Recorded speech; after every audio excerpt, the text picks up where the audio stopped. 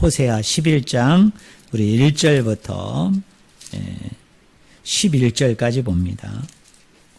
제가 가지고 있는 성경책은 구약성경 1265쪽 호세아 11장 1절부터 11절까지입니다.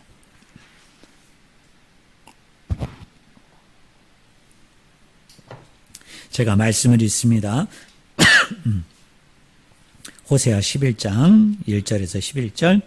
이스라엘이 어렸을 때에 내가 사랑하여 내 아들을 애굽에서 불러냈거늘 선지자들이 그들을 부를수록 그들은 점점 멀리하고 바알들에게 제사하며 아루새긴 우상 앞에서 분향하였느니라. 그러나 내가 에브라임에게 걸음을 가르치고 내 발로 안았음에도 내가 그들을 고치는 줄을 그들은 알지 못하였도다.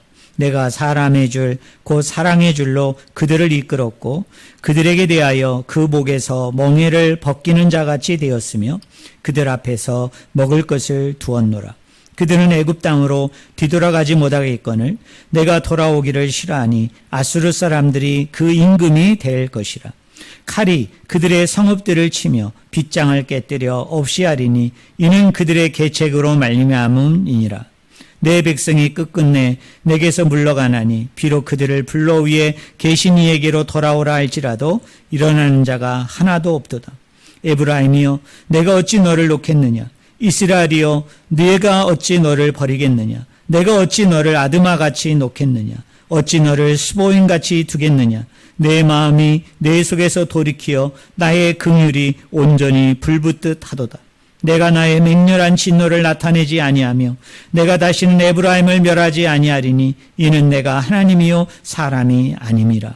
네 가운데 있는 거룩한 이니 진노함으로 내게 임하지 아니하리라. 그들은 사자처럼 소리를 내시는 여호와를 따를 것이라. 여호와께서 소리를 내시면 자손들이 서쪽에서부터 떨며 오되 그들은 애굽에서부터 새같이 아수르에서부터 비둘기같이 떨며 오리니 내가 그들을 그들의 집에 머물게 하리라. 나 여호와의 말이니라. 아멘. 오늘 같이 읽은 본문 말씀을 가지고 하나님의 마음이라는 제목으로 같이 우리가 말씀의 은혜를 나누기를 원합니다. 이 호세아 11장은 제가 좋아하는 그 성경 말씀 중에 5손가락에 들 정도로 제가 너무나 좋아하고 또 언제나 이 말씀을 묵상할 때마다 하나님이 저에게 말로 다 할 수 없는 그 위로와 또 힘을 주는 말씀입니다. 그래서 참 제가 너무 좋아하는 말씀이에요. 왜 그러느냐면 이 호세아서 11장 1절부터 11절에 보면 그 우리를 향한 하나님의 마음, 그걸 긍휼의 마음으로 표현하는데요. 그 마음이 얼마나 크고 얼마나 길고 또 얼마나 높고 얼마나 깊은가를 너무나도 이렇게 은혜로 이렇게 쭉 이해하게 하고 있는 말씀입니다. 제가 그 공부를 시작할 때 이런 생각이 있었어요. 구약 성경을 연구할까? 아니면 신약 성경을 연구할까? 그러다가 제가 구약을 좀 더 연구해야 되겠다.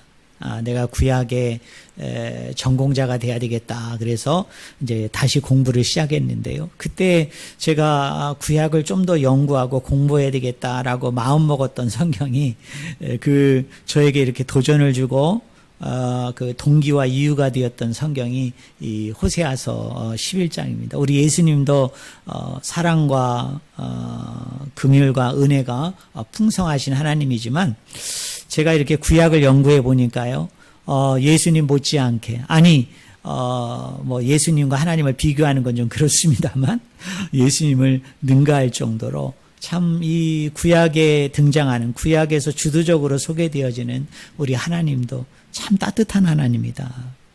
참 사랑이 많으시고 참 인자하시고 참 긍휼과 은혜가 너무너무 풍성하신 하나님이다라는 것을 발견할 수밖에 없었습니다. 대표적인 말씀이 여러분 8절이에요. 8절. 거기 8절 맨 뒷부분에 보면 우리 성도님들 한번 따라해 보실래요? 내 마음이 내 속에서 돌이키어 나의 긍휼이 온전히 불붙듯 하도다. 와, 아주 기가 막힌 표현이죠. 기가 막힌 표현. 우리를 향한 하나님의 마음이 긍휼의 마음인데 그 긍휼의 마음이 얼마나 컸던지 그 하나님의 마음 안에는 늘 불붙는 것이 있어요. 활활 타오르는 게 있는데 그게 뭐냐면 자기 자녀를 향한 자기 백성을 향한 아버지의 마음이라는 거예요. 그게 하나님의 마음이라는 것입니다. 우리 1절에 보면 이렇게 시작합니다. 이스라엘이 어렸을 때 내가 사랑하여 내 아들을 애굽에서 불러내었거늘입니다. 이스라엘은 원래 애굽에 있었다는 것이죠. 그런데 여기서 이제 중요한 단어가 뭐냐면 아들이라는 단어입니다. 아들. 여러분 이스라엘이 아들이면 우리 하나님은 뭐가 되시죠? 아버지가 되죠. 그리고 이스라엘이 뭐가 되는 거예요? 아들이 되는 거예요. 우리가 이거를 무슨 관계라고 얘기합니까? 부자 관계예요. 여러분 예수님과 우리만 아버지와 아들의 관계가 아니라 또 하나님과 예수님만 아버지와 아들의 관계가 아니라 구약 성경에서는 이미 놀랍게도 충격적이게도 뭐라고 얘기합니까? 하나님은 나의 아버지가 되어주시고 나는 그의 뭐가 됩니까? 아들이 된다. 근데 여기 이 아들이라는 단어는 입양 모티브죠. 원래 아들이 아니죠. 원래 하나님이 이들의 아버지도 아니었습니다. 이들은 애굽에서 다른 나라의 왕의 뭐였습니까? 종이었어요. 노예였어요. 그런데 그런 종인 이스라엘을 하나님이 어떻게 하셨다는 거예요? 입양하여 주셔서 자신의 아들로 삼아 주셨다는 거예요. 자신의 아들이 되게 했다는 거예요. 그래서 하나님이 그의 아버지가 되고 그 이스라엘 백성이 그의 아들이 되었다. 이렇게 얘기합니다. 그런데 이렇게 아들로 삼은 근거가 뭘까요? 여러분 아들로 삼은 그 이유가 뭘까요? 그 아들이 대단해서 그 아들이 뛰어나서 뭔가 그 아들이 자랑할 만한 것들이 많이 있어서 그 아버지가 그 아들을 입양한 게 아니에요. 그 아들을 그 종을 자신의 아들로 삼은 것이 아닙니다. 오늘 성경에는 뭐라고 얘기합니까? 거기 1절에 보니까 따라해 보겠습니다. 사랑하여. 사랑했기 때문이다. 그게 이유이다. 그게 근거이다. 이렇게 말씀합니다. 여기 사랑이다라는 단어가 히브리어로 아하브입니다. 아하브. 이게 히브리어 성경을 나중에 LXX라고요. 그 70인역 헬라어 성경으로 번역을 할 때 이 아하브라는 단어를 이 헬라어로 번역한 유대인들은 다 무슨 단어로 번역을 했느냐면 아가페로 번역을 했어요. 아가페로. 왜 이 아하브라는 단어를 필레오로 번역할 수도 있고 또 아가페로 번역할 수도 있고 또 다른 사랑과 관련된 단어로 번역할 수도 있는데 왜 아가페로 번역을 했을까요? 이 하나님의 사랑이 무슨 사랑이기 때문에? 무조건적인 사랑이기 때문에. 조건과 이유가 없는 사랑이기 때문에 유대인들은 이 아하브라는 단어를 친구 간의 사랑 또 부자지간의 사랑, 또 형제들 간의 사랑, 이웃들과의 사랑으로 충분히 번역할 수 있는 단어가 존재하고 있었음에도 불구하고 모든 것을 다 뭐라고 번역했느냐 하면 아가페로 번역을 했습니다. 왜 그럴까요? 무조건적인 사랑이라는 거예요.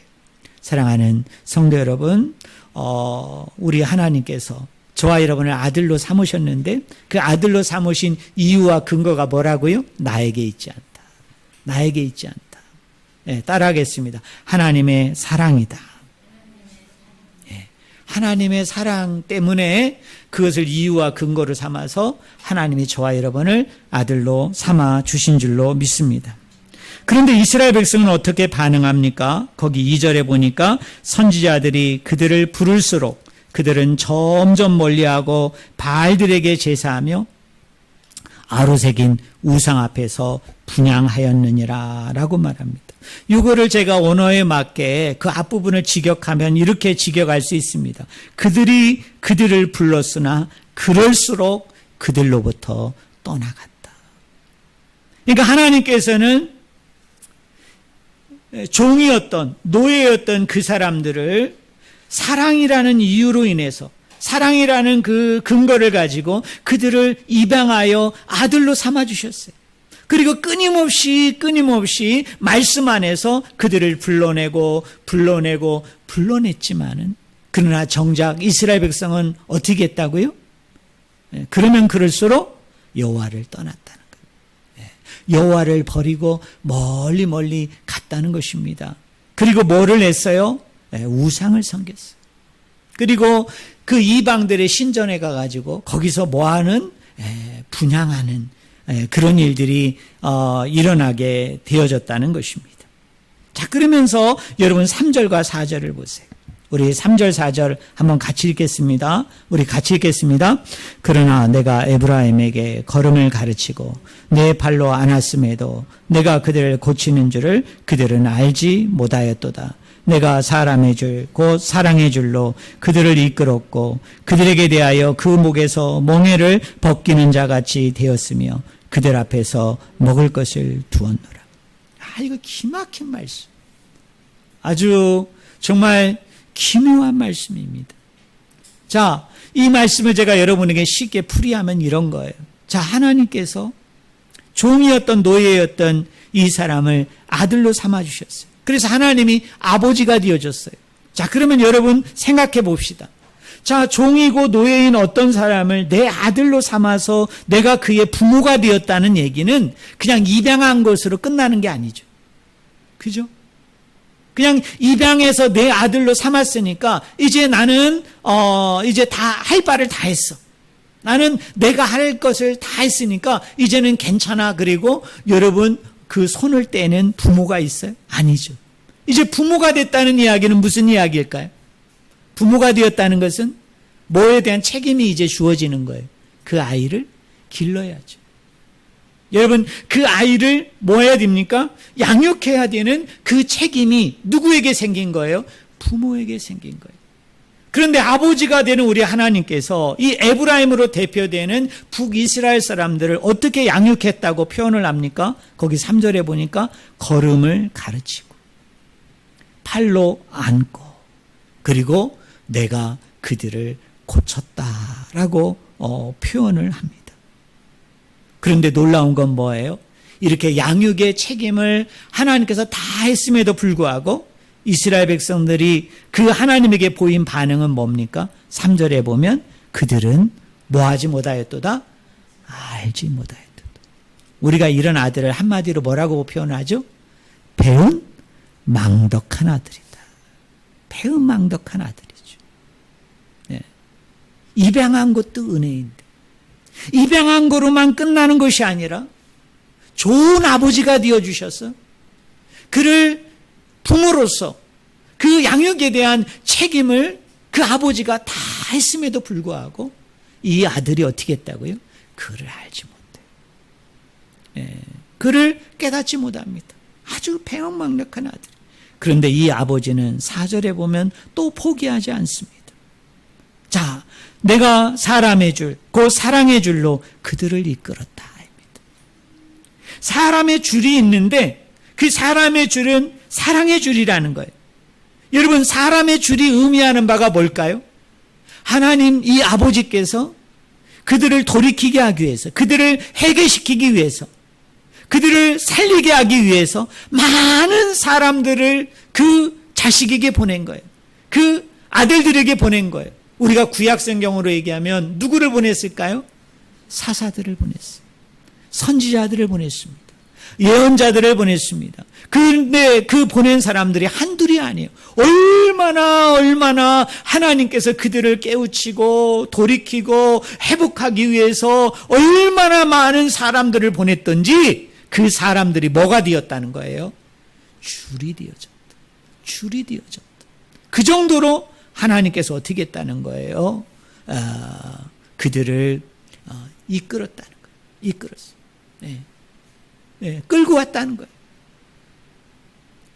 그러면서 이 4절에 보면은 하나님께서 사용하는 이미지가 있어요. 그게 뭐냐? 짐승의 주인의 이미지를 씁니다. 여러분, 임자의 이미지를 씁니다. 그 말씀이 4절 후반절이에요. 한번 들어보실래요? 그 목에서 멍에를 벗기는 자같이 되었으며 그들 앞에서 먹을 것을 두었노라입니다. 우리 어린 성도들, 멍에가 뭡니까? 멍에가 옛날에 가축을 길러보신 분은 아시죠? 자, 이 소의 이 어깨 위에 얹어놓는 게 뭐예요? 그게 멍에예요. 멍에. 일을 시키기 위해서, 노동을 시키기 위해서 여러분 그 무거운 멍에를 어떻게 합니까? 그 소의 어깨 위에 올려놓지요. 그런데 이 주인들이 이 소에게 먹이를 줄 때 여러분 이 무거운 멍에를 진 채로 여러분 먹이를 먹이는 주인이 있을까요? 없을까요? 없어요. 그건 일을 할 때 그 어깨에다 씌우는 거죠. 그러나 먹이를 줄 때는 어떻게 할까요? 주인이 그 먹이를 편하게 먹을 수 있도록 그 어깨에 올려놓은 멍에를 어떻게 해요?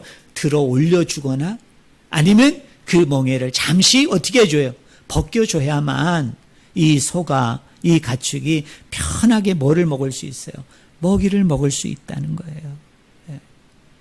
이렇게 수많은 선지자와 사자들을 보내서 사사들을 보내서 그들을 돌이키고 회개하도록 하나님이 그렇게 책임을 다했지만 그러나 그들이 돌이키지 않았어요. 돌아오지 않았어요.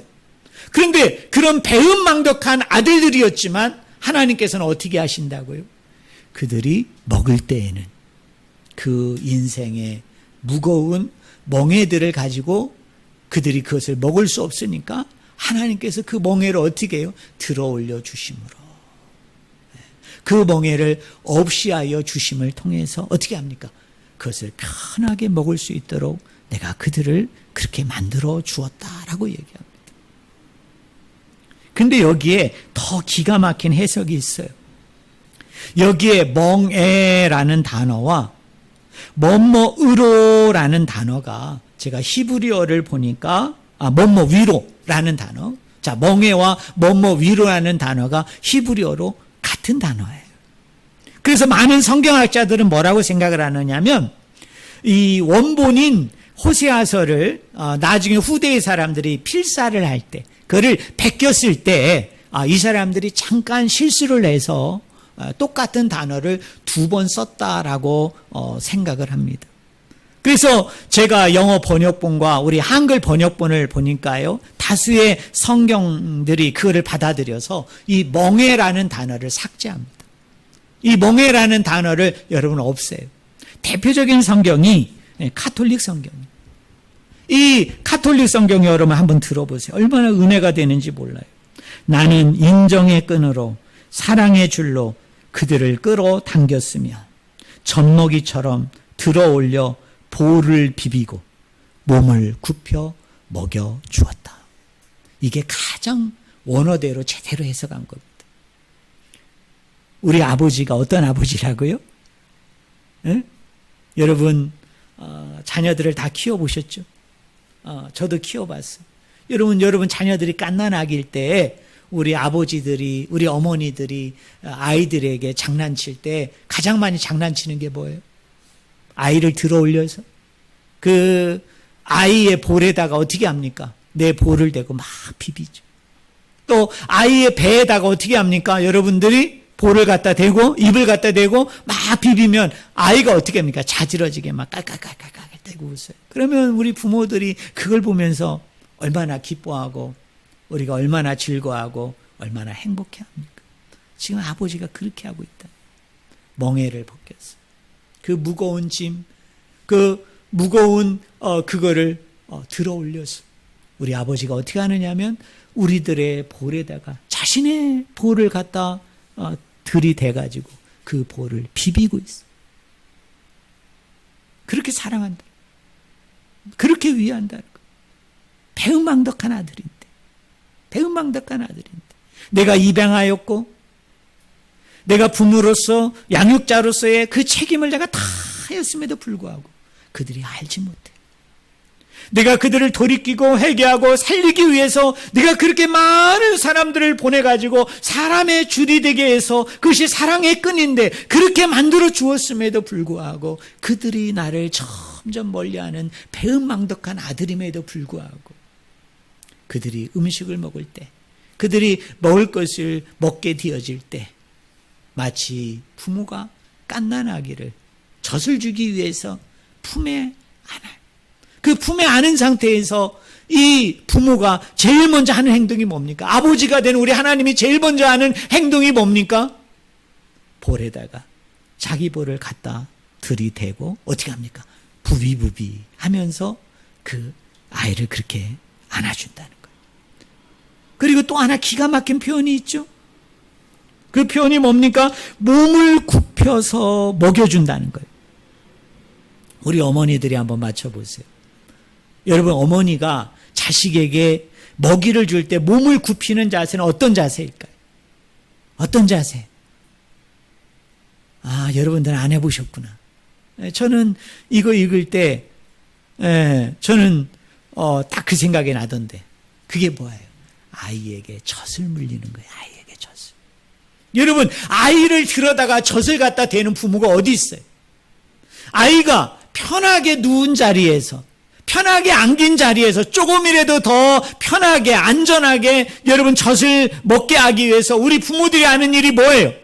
아이도 약간 들어 올리지만 더 중요한 행동은 뭐죠? 내 가슴을, 내 젖을 그 아이에게 더 가까이 물리게 하기 위해서, 더 많이 먹이게 하기 위해서 어머니가 어떻게 합니까? 자신의 몸을 굽혀가지고 그 아이로 하여금 그 젖을 안전하게 먹게 하는 거예요. 아버지가 그렇게 양자된 우리를, 양자된 이스라엘 사람들을, 북이스라엘 사람들을 그렇게 먹여주었다는 거예요. 참 놀라운 말씀이죠. 그런데 그들의 행동은 어떻게 나타납니까? 5절부터 7절에 보면 이렇게 얘기합니다. 먼저 5절에 보면 그들은 애굽 땅으로 되돌아가지 못하겠거늘 내가 돌아오기를 싫어하니 아수르 사람이 그 임금이 될 것이라 합니다. 이 5절은 너무나 안타까운 번역이에요. 거의 오역에 가깝습니다. 여기에 로라는 부정어가 쓰이는데요. 이 로라는 히브리어 단어는 두 가지 의미가 있어요. 하나는 우리 개역개정 성경이 번역한 것처럼 아니다라는 부정어예요. 근데 이 로라는 단어는 부정어만 있는 것이 아니라 두 번째 뜻이 있어요. 그게 뭐냐면 정말로란 뜻입니다. 정말로, 진실로, 이런 뜻을 가지고 있어요. 그래서 이거는 부정어로 해석을 하지 말고 긍정적으로 해석을 해야 돼요. 그 말은 뭐냐면 그들은 애굽 땅으로 되돌아갈 것이다. 그들은 애굽 땅으로 되돌아가게 된다는 거예요. 왜 그렇습니까? 하나님이 이렇게 입양하여 주시고 하나님이 이렇게 그들을 양육하여 주셨지만, 그리고 많은 사람들을 보내서 계속적으로 돌이키고 회개하기를 원해서 그것이 사람의 줄이 되고 사랑의 끈이 되어졌지만, 이렇게 볼을 비비고 이 아이에게, 이 갓난아기에게, 내 자식에게 더 좋은 젖을 먹이게 하기 위해서, 안전하게 먹이게 하기 위해서 하나님이 자신의 몸을 굽혀서까지 그렇게 먹여 주었건만 이들이 보인 행동은 뭡니까? 점점 하나님을 멀리하고, 그리고 이방 신전에 가서 우상 숭배하고, 그리고 제사의식까지 행하는 그것을 볼 때 우리 하나님은 어떻게 할 수밖에 없어요? 진노하심으로 그들을 심판할 수밖에 없어요. 그래서 어떻게 합니까? 애굽에서 불러내었던 그 상태를 뒤돌려서 다시 애굽으로 보낼 수밖에 없어요. 그리고 아수르라는 나라를 통해서 다시 그들이 종이 되고 노예가 되는 원래의 상태로 하나님이 뒤돌릴 수밖에 없다라고 말합니다. 그러면서 6절과 7절에 이렇게 얘기합니다. 칼이 그들의 성읍들을 치며 빗장을 깨뜨려 없이 하리니 이는 그들의 계책으로 말미암으니라. 내 백성이 끝끝내 내게서 물러가나니 비록 그들을 불러 위에 계신 이에게로 돌아오라 할지라도 일어나는 자가 얼마가 없다고요? 하나도 없다.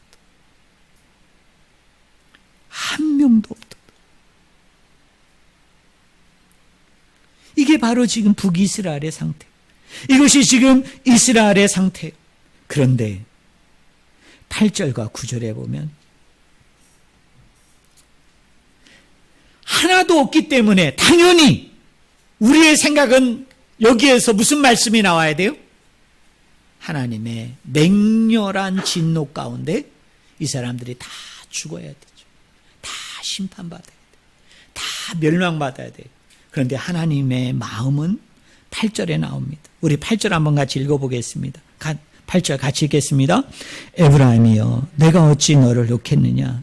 이스라엘이여 내가 어찌 너를 버리겠느냐. 내가 어찌 너를 아드마같이 놓겠느냐. 어찌 너를 스보임같이 두겠느냐. 내 마음이 내 속에서 돌이켜 나의 긍휼이 온전히 불붙듯 하도다.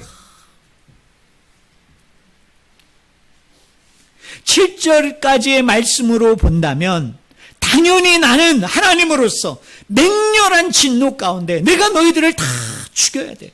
다 심판하고 다 멸망시켜야 돼. 그런데 8절에 하나님은 이렇게 얘기합니다. 에브라임이여 내가 어찌 너를 놓겠느냐. 이스라엘이여 내가 어찌 너를 버리겠느냐. 내가 어찌 너를 아드마같이 놓겠느냐. 어찌 너를 스보임같이 두겠느냐 이 말입니다. 여기에 지명이 나오죠. 아드마와 스보임. 아드마와 스보임은 창세기의 말씀에 보면 소돔과 고모라 성 바로 인근에 있는 가까이에 있는 도시입니다. 이 소돔과 고모라가 하나님에 의해서 멸망당할 때요. 그 인근에 있었던 아드마와 스보임도 어떻게 되느냐. 소돔과 고모라의 죄악과 똑같아서 그 성들도 다 멸망당했어요. 다 해파되었어요. 다 무너졌어요. 그런데 오늘 하나님은 뭐라고 얘기합니까? 내가 아드마같이 놓겠느냐? 내가 너를 스보임같이 두겠느냐? 내 마음이 내 속에서 돌이키어. 내 마음이 내 속에서 돌이킨다는 거예요. 근데요, 여기 돌이키다라는 단어가 기가 막힌 단어예요. 오늘 너무 기가 막힌 얘기를 많이 하는데 여기 돌이키다라는 단어가 히브리어로 여러분 무슨 단어냐면 하파크예요. 하파크. 이 하파크라는 단어가 언제 쓰였느냐면 창세기 19장 말씀에 보면 특별히 19장 25절에 보면 소돔과 고모라를 하나님께서 뒤엎어버린다. 뒤집어버린다.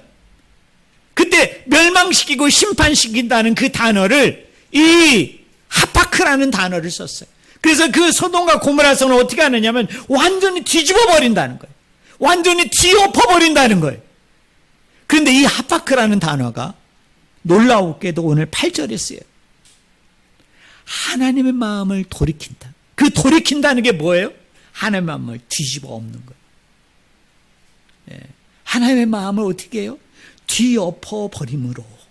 뒤엎어버린다는 거예요. 왜요? 내 아들을 향한, 내 자식을 향한 그 심판의 마음, 멸망시키고자 하는 마음, 그 진노의 그 마음도 크지만 그것보다 더 큰 마음이 있다는 거예요. 하나님 안에. 그게 뭐예요?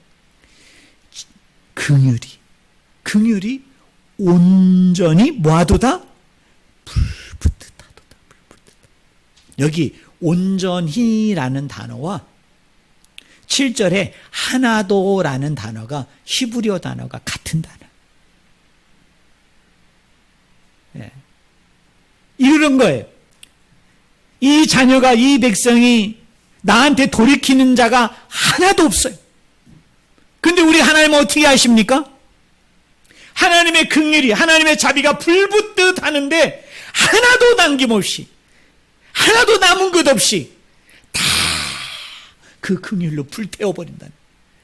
다 그 긍휼로 어떻게 한다고요? 하나도 남김없이 다 잿더미가 되게 하겠다. 그게 누구의 마음이에요? 그게 우리 아버지의 마음. 여러분, 그게 우리 하나님의 마음이라고 얘기해요. 참, 여러분 은혜가 되시죠? 여러분 도전이 되죠? 여기에 우리의 회복의 이유가 있는 거예요. 여기에 우리의 소망의 이유가 있고요. 여기에 우리의 구원의 이유가 있습니다. 여러분, 우리는 하나님의 맹렬한 진노 가운데 이미 우리는 다 심판받고 멸망받고 죽어도 수십 번, 수백 번, 수천 번, 수만 번 죽어야 되는 사람들. 그런데 왜 저와 여러분이 살아있는 줄 아십니까? 또한 저 여러분이 나중에 왜 우리가 회복이 되고 치유되고 구원되어집니까? 그 이유는 딱 하나예요. 하나님의 긍휼이 그 하나님의 마음에서 불붙듯 하기 때문에 우리를 향한 진노, 우리를 향한 심판, 우리를 향한 맹렬한 그 화가, 그걸 일으키는 그 모든 것들이 그 긍휼로 말미암아 하나도 남김없이 다 불붙어서 어떻게 해요? 죄로 만들어주기 때문에, 하나도 남김없이 하나님이 다 태워주시기 때문에 오늘 저와 여러분에게 그 구원의 소망과 또 그 이유와 근거가 바로 거기에 있는 줄로 믿습니다. 제가 여러분에게 예전에 한번 했던 말을 기억나는데요. 여러분 원전 아시죠? 저 중동에 가보면 여러분 원전이 있죠. 원전. 여러분 그 석유 시추하는 데 가보면 어떻게 돼 있습니까? 저는 잘 모르지만 거기에 보면 그 석유를 이렇게 뽑는 그 옆에 커다란 그 둥그런 그 뭡니까? 통이 있어가지고 거기서 막 불이 타오르죠. 막 불타올라요. 근데 여러분 만약에 그 원전이 무슨 일에 의해 가지고 불이 났어요. 그 원전이 막 불났어요. 여러분 얼마나 잘 타겠어요. 그 석유, 그 기름인데. 근데 이 원전을 꺼뜨리는 방법이 뭘까요? 저도 몰랐어요. 근데 어떤 분한테 난 들었어요. 이 원전을 꺼뜨리려면 어떻게 돼야 됩니까? 폭파시키는 거예요. 폭파. 그 방법밖에 없어요. 거기다 물 뿌리면 난리 나요. 여러분 저기 집에서 여러분 그 후라이팬에다가 기름으로 여러분 뭐 하시다가 아차 실수해서 거기에 여러분 저기 불이 나면은 우리는 마음이 급하면 어떻게 해요? 거기다 물 뿌리면 여러분 난리 나요. 여러분 집 가산 다 타요. 그거 꺼뜨리는 가장 좋은 방법이 뭐예요? 소화기도 안 돼. 어떻게 해야 됩니까? 여러분 비싼 이불 갖다가 어떻게 해야 돼요? 그렇게 감싸가지고 그 이불이 타르더라도 얼른 그걸로 꺼야 돼요. 아니면 두꺼운 옷을 가져다가 그걸 싸야만 여러분 그게 꺼져요. 사랑하는 성도 여러분, 우리 예수님의 십자가의 죽음이 바로 그거와 똑같은 거예요.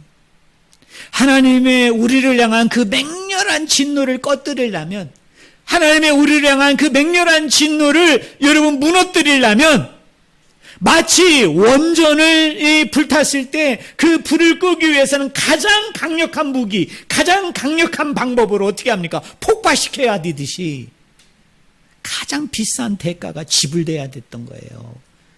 그래서 하나님이 선택하신 게 뭐예요? 선지자들도 보내고 수많은 사람들을 보냈지만 그들이 그러면 그럴수록 떠나서 결국은 멸망받고 심판받고 죽을 수밖에 없으니까 하나님의 진노의 맹렬한 불이 불타오르고 있었기 때문에 그거를 꺼뜨리는 방법은 더 큰 수단을 써야 돼요. 더 큰 방법을 써야 돼요. 그래서 예수 그리스도를 십자가에 어떻게 한 겁니까? 죽게 하심으로 그 진노를 없앤 거죠. 그 진노의 불을 그 하나님의 긍휼로 사랑으로 녹이고 없앤 것이 뭐냐? 그게 바로 예수 그리스도의 십자가의 죽음인 줄로 믿습니다. 자, 그러면서 여러분 9절을 보세요. 9절에 이렇게 얘기합니다. 내가 나의 맹렬한 진노를 나타내지 아니하며 내가 다시는 에브라임을 멸하지 아니하리니 이는 내가 하나님이요 사람이 아님이라. 내 가운데 있는 이는 거룩한 이니 진노함으로 내게 임하지 아니하리라. 여기 보면 아니하며 아니하리라. 4번이나 반복합니다. 이건 뭐예요? 강한 긍정이죠. 절대로 심판하지 않는다. 절대로 내가 너희를 멸망시키지 아니하겠다는 거예요. 그 이유를 어디서 얘기합니까? 거기 9절 하반절에서 얘기합니다. 우리 한번 내가 하나님이요 거기 한번 읽어볼까요? 같이 읽겠습니다. 내가 하나님이요 사람이 아님이라. 내 가운데 있는 이는 거룩하니니 진노함으로 내게 임하지 아니하리라. 자, 이 말씀을 잘 보세요. 하나님과 이스라엘 백성의 관계가 무슨 관계입니까? 여기 보니까 하나님은 나라고 표현해요. 나. 이스라엘 백성은 뭐라고 표현했어요? 거기 내 가운데, 너 가운데. 그래서 이스라엘 백성을 뭐라고 표현했어요? 너예요. 여러분 구약 성경에서 하나님이 나가 되고 우리가 너가 되는 그 관계는 무슨 관계? 언약 관계. 약속의 관계. 나는 누구의 하나님이 되고 너의 하나님이 되고 나 너의 관계잖아요. 너는 나의 뭐가 돼요? 백성이 된다. 나 너의 관계. 언약의 관계. 왜 하나님께서 안 할 것이다. 이렇게 4번이나 강력하게 부정하면서 절대적으로 심판하고 멸망하지 않겠다고 얘기합니까? 그 이유와 근거는 이들이 돌이켰기 때문이 아니에요. 이들이 회개하고 각성하고 아버지 앞에로 돌아왔기 때문이 아니에요. 도리어 뭡니까? 이들은 아직 휴부하지 않았어요. 돌이키지 않았어요. 돌아오지 않았어요. 그럼에도 불구하고 하나님께서 자신의 마음을 뒤엎어버린다는 거예요. 자신의 마음을 뒤집어 엎겠다는 거예요. 그리고 내 마음 안에는 그 긍휼의 마음이 있어서 그 긍휼의 마음이 우리를 향한 하나님의 진노, 심판의 원인이 되는 모든 것들을 하나도 남김없이 다 불태워버리겠다는 거예요. 왜 그렇게 하나님이 하시겠다는 거예요? 너와 나의 관계는 무슨 관계입니까? 언약 관계, 약속의 관계예요. 너는 나를 버림으로 떠남으로 너는 불의하여짐으로 이 언약이 깨뜨려지지만 나 역시도 네가 불의하기 때문에 나도 하지 아니하면 나도 불의한 하나님이 되기 때문에 나는 그렇게 할 수가 없다는 거죠. 그래서 하나님은 하나님 편에서 제가 즐겨 쓰는 표현 하나님으로서 무슨 노릇해 주심? 하나님 노릇해 주심. 아버지 노릇해 주심. 아버지로서의 하나님으로서의 헤세드, 그 신실함을 가지고 하나님이 그렇게 하여 주시겠다는 겁니다. 여러분 이게 하나님의 은혜인 줄로 믿습니다. 이게 저와 여러분을 향한 하나님의 마음인 줄로 믿습니다. 그런데요, 놀라운 건 뭐냐면 이런 은혜에는 책임이 따라요. 그 책임을 10절과 11절에 이렇게 얘기합니다. 우리 10절 말씀 한번 같이 읽어봅시다. 같이 읽겠습니다. 그들은 사자처럼 소리를 내시는 여호와를 따를 것이라. 여호와께서 소리를 내시면 자손들이 서쪽에서부터 떨며 오되입니다. 이 호세아서에 보면 사자라는 표현이 3군데가 나와요. 하나는 호세아서 5장, 하나는 호세아서 11장, 하나는 호세아서 14장에 나옵니다. 또 사자가 곰과 표범으로 나와요. 근데 5장에서는 심판하는 사자예요. 심판하는 사자. 진노하는 사자예요. 그래서 그 표현에 보면은 먹잇감을 사자가 물어서 들어서 흔들고 있어요. 우리를 책망하고 징계하는 거예요. 14장에 나오는 사자도 똑같습니다. 뭐냐면 우리를 공격하는 사자예요. 우리를 죽이려고 하는 사자예요. 근데 이 사자가 호세아서 11장에서는 긍정적으로 쓰입니다. 뭐라고 얘기합니까? 사자처럼 소리를 내시는 여호와. 사자가 여호와입니다. 사자가 하나님이에요. 왜 하나님이 소리를 내십니까? 왜 소리를 내요? 그 소리를 듣고 그 백성들이 뭐하게 하기 위해서? 휴부하게 하기 위해서. 돌이키게 하기 위해서. 하나님의 음성에 반응하게 하기 위해서. 그 하나님의 음성인 말씀 가운데 이 영혼들이 여호와를 따라 나서게 하기 위해서, 하나님께로 돌이킴을 통해서 하나님에게로 찾아오게 하기 위해서 사자가 되시는 하나님께서 그 백성들을 향해서 말씀을 통해서, 성경을 통해서 어떻게 하신다고요? 소리를 내시는데 그 소리를 들은 사람들이 어디서부터 떨며 온다? 서쪽에서부터 떨며온다. 이 서쪽이라는 말도 잘못된 번역이에요. 원어 성경을 보면 바다예요, 바다. 바다에서부터 떨며온다라고 얘기해요. 여러분, 이스라엘 나라라는 여러분 지도 여러분 기억납니까? 자, 이스라엘 나라의 바다는 어디죠? 서쪽에 있죠. 그래서 서쪽으로 번역한 거예요. 근데 바다로 번역하는 게 더 좋아요. 왜? 서쪽이면 지중해만 얘기하잖아요. 바다가 지중해죠. 근데 구약 성경에 보면은 이 지중해만 바다가 아니라 모두 바다라고 얘기해요. 갈릴리 호수도 뭐라고 그래요? 바다라고 표현돼요. 이 이스라엘에 존재하는, 이스라엘 주변에 있는 그 물이 고여 있는, 물이 이렇게 모여져 있는 그 모든 것을 다 성경은, 구약 성경은 뭐라고 하냐면 그게 바다예요. 티그리스 강도, 유프라테스 강도, 나일 강도, 요단 강도, 사해도, 존재하는 모든 강은, 모든 물은 다 구약 성경에서는 뭐라고 표현합니까? 바다예요.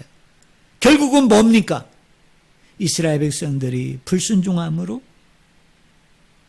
하나님께서 그 백성들을 주변에 강대국을 들어서 어떻게 해요? 쳐들어오게 해서 그 나라를 멸망시켰죠. 그리고 이 사람들이 어떻게 됐어요? 그 주변의 나라로 다 끌려갔어요. 다 끌려갔어요. 바벨론으로 끌려가고, 페르시아로 끌려가고, 애굽으로 끌려가고, 주변에 다 흩어졌어요. 그런데 우리 하나님께서 언약의 하나님이시기 때문에 하나님 편에서 하나님으로서 하나님 아버지 노릇해 주심, 아버지의 헤세드 신실하신 가운데 그 긍휼하심이 불붙듯하여 하나님이 어떻게 합니까? 사자가 되어 주셨어. 그 큰 소리로 여러분 말씀을 선포하고 말씀을 들리게 함을 통해서 그 흩어졌던 모든 하나님의 선민, 하나님의 백성, 하나님의 아들이 다 어디에게로? 사자에게로, 하나님에게로 돌이키게 할 것이다. 돌아오게 할 것이다. 이 말이에요. 자, 이제 마지막 11절입니다. 자, 11절에 이렇게 얘기합니다. 그들은 애굽에서부터 새같이 아스레에서부터 비둘기같이 떨며오리니 내가 그들의 집에서 머물게 하리라. 나 여호와의 말이니라. 여기 새와 비둘기도 긍정적이죠. 여러분, 지혜로운 새는 어떻게 하죠? 나갔다가도 반드시 뭘로 돌아와요? 자신의 보금자리로 돌아오죠. 그러나 미련한 새는 어떻습니까? 나가서 보금자리로 돌아오지 않아. 그래서 계속적으로 뭡니까? 모기를 찾아다니다가, 아니 모기를 발견해서 그걸 계속 탐하다가 결론은 어떻게 됩니까?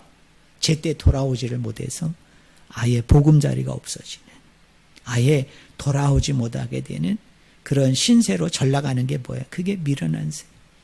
여러분, 우리 철새 아시죠? 이 철새들을 보면 참 신기하지 않아요?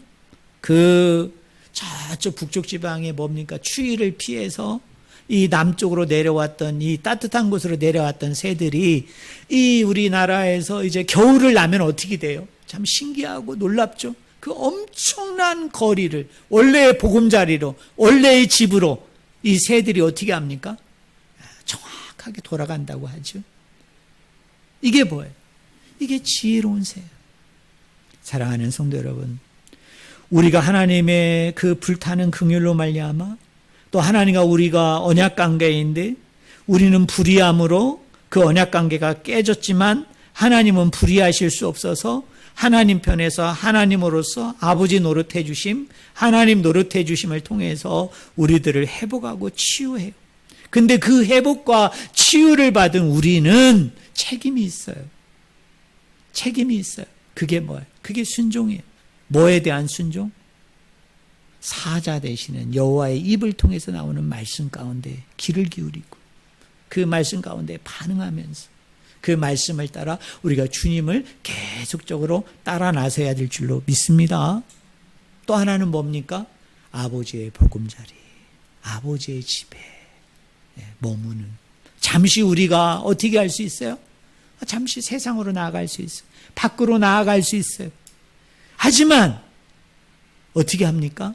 다시 아버지의 집으로 슈브하고 돌이킬 수 있는. 그래서 하나님의 집에 영원히 머무는 그런 본분과 사명과 책임을 다하는 오늘 저와 여러분이 다 되어지기를 주님의 이름으로 간절히 축원을 드립니다. 기도하겠습니다. 하나님 아버지, 우리는 불이